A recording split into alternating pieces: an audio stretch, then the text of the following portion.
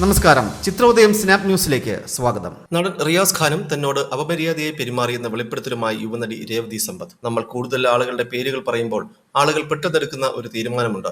ഇത്രയും പേർ എങ്ങനെയാണ് നിന്നെ കയറിപ്പിടിച്ചത് എന്ന തരത്തിലുള്ള ചിത്രമാണുള്ളത്. ഇഷ്ടം പോലെ സംഭവങ്ങൾ ഉണ്ടായിട്ടുണ്ട്. ഇരുന്നു കഴിഞ്ഞാൽ മണിക്കൂറുകളോളം സംസാരിക്കേണ്ടി വരും. പല മുഖംമൂടികളും ഇവിടെ അഴിഞ്ഞു വീഴുമെന്നും രേവതി സമ്പത്ത് വ്യക്തമാക്കി. മിസ്റ്റർ റിയാസ് ഖാൻ എന്നെ വിളിച്ചു. എന്റെ സമ്മതമില്ലാതെ ശിവ എന്ന് പറയുന്ന ഒരു ഫോട്ടോഗ്രാഫറാണ് എന്റെ നമ്പർ കൊടുക്കുന്നത്. അയാൾ എന്നെ വിളിച്ച് വളരെ മോശപ്പെട്ട രീതിയിലാണ് സംസാരിച്ചത്. പറയാൻ പോലും പറ്റാത്ത കാര്യങ്ങളാണ്. അന്നും ഞാൻ ഷോക്ക്ഡാണ്. ഫോൺ വെച്ചിട്ട് എന്ത് ചെയ്യണമെന്ന് പോലും അറിയാത്ത അവസ്ഥ, രേവതി പറയുന്നു. കട്ട് ചെയ്തിട്ട് പോയാൽ പോരെയെന്ന് ഇപ്പോൾ നമുക്ക് എളുപ്പത്തിൽ പറയാം. അന്ന് സത്യം പറഞ്ഞാൽ ഞാൻ നിശ്ചലയായി പോയി. നിങ്ങൾക്ക് സെക്സ് ഇഷ്ടമാണോ? സെക്സ് ചെയ്യാറുണ്ടോ? ഏത് തരത്തിലുള്ള പൊസിഷനാണ് ഇഷ്ടം? ഇത്രയും മോശമായിട്ടാണ് സംസാരിച്ചത്. എന്റെ പ്രായത്തിലുള്ള ഒരു കുട്ടി അയാൾക്കുണ്ട്.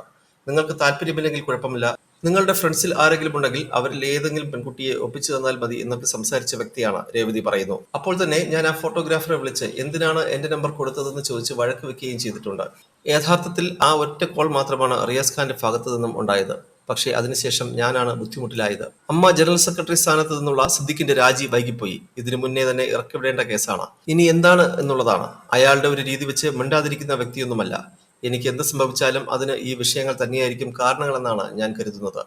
അയാളെപ്പോലെയുള്ള ഏതൊരാളും അർഹിക്കുന്ന ഒരു നടപടിയാണ് ഇതെന്നും രേവതി പറയുന്നു. പൊതുസമൂഹത്തിൽ ഇയാൾക്ക് യാതൊരു സ്പേസും കൊടുക്കരുത്. അയാൾ ഇന്ന് അനുഭവിക്കുന്ന എല്ലാ കാര്യങ്ങളും പല പെൺകുട്ടികളുടെയും സ്വപ്നത്തിന്റെ മുകളിൽ കെട്ടിപ്പൊക്കിയതാണ്. അങ്ങനെയുള്ള ഒരാൾക്ക് ഇവിടെ എന്തുമാത്രം ഇടമാണ് കൊടുക്കുന്നത്? അവരെ പോലുള്ളവരെ സിനിമയിൽ നിന്നടക്കം മാറ്റി നിർത്തണമെന്നാണ് ഞാൻ ആഗ്രഹിക്കുന്നത്. ആരും അതിന് തയ്യാറില്ലെന്നും അതത്ര എളുപ്പമല്ലെന്നും എനിക്കറിയാമെന്നും നടി കൂട്ടിച്ചേർത്തു. അതേസമയം ബംഗാളി നടിയുടെ പീഡന ആരോപണത്തിൽ ചലച്ചിത്ര അക്കാദമി അധ്യക്ഷൻ കൂടിയായ സംവിധായകൻ രഞ്ജിത്തിനെ സംരക്ഷിച്ചുവെന്ന വാദം തള്ളി മന്ത്രി സജി ചെറിയാൻ. സർക്കാർ ഇരയോടൊപ്പമാണെന്നും വേട്ടക്കാരനൊപ്പമല്ലെന്നും ചൂണ്ടിക്കാട്ടിയ മന്ത്രി വാക്കുകൾ തെറ്റായി വ്യാഖ്യാനിച്ചത് പ്രയാസമുണ്ടാക്കിയെന്നും മാധ്യമങ്ങളോട് പറഞ്ഞു. സർക്കാർ നിലപാടാണ് താൻ സംസാരിച്ചതെന്നും അദ്ദേഹം പറയുകയുണ്ടായി. തന്നെ സ്ത്രീ വിരുദ്ധനായി മുദ്രകുത്താൻ ശ്രമങ്ങൾ നടന്നുവെന്നും മന്ത്രി ആരോപിച്ചു. ഞാൻ രഞ്ജിത്തിനെ സംരക്ഷിച്ചു എന്നായിരുന്നു ചില മാധ്യമങ്ങൾ പറഞ്ഞത്. എന്നെ അറിയാത്തത് കൊണ്ടാവും നിങ്ങൾ അങ്ങനെ സംസാരിച്ചത്.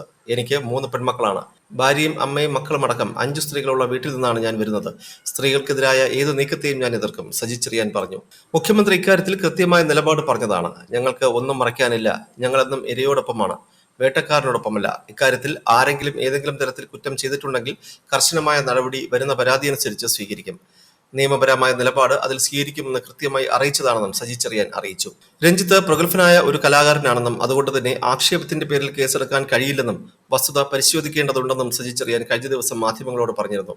നടി പരാതിയുമായി മുന്നോട്ട് വരികയാണെങ്കിൽ സർക്കാർ നിയമാനുസൃതമായ നടപടികൾ സ്വീകരിക്കുമെന്നും മന്ത്രി വ്യക്തമാക്കിയിരുന്നു.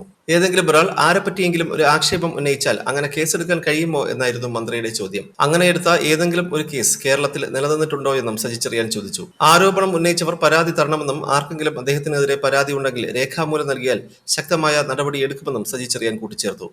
എന്നാൽ ഇതിന് പിന്നാലെ മന്ത്രിയുടേത് ആരോപണ വിധേയനെ സംരക്ഷിക്കുന്ന നിലപാട് എന്ന വിമർശനവുമായി നിരവധി പേർ രംഗത്ത് വന്നിരുന്നു. പ്രതിപക്ഷ നേതാവ് വി.ഡി. സതീശൻ, CPI നേതാവ് ആനി രാജ, സംവിധായകനും ഇടതുപക്ഷ സഹയാത്രികനുമായ ആഷിഖ് അബു എന്നിങ്ങനെ നിരവധി പ്രമുഖരാണ് കടുത്ത വിമർശനം ഉന്നയിച്ചത്.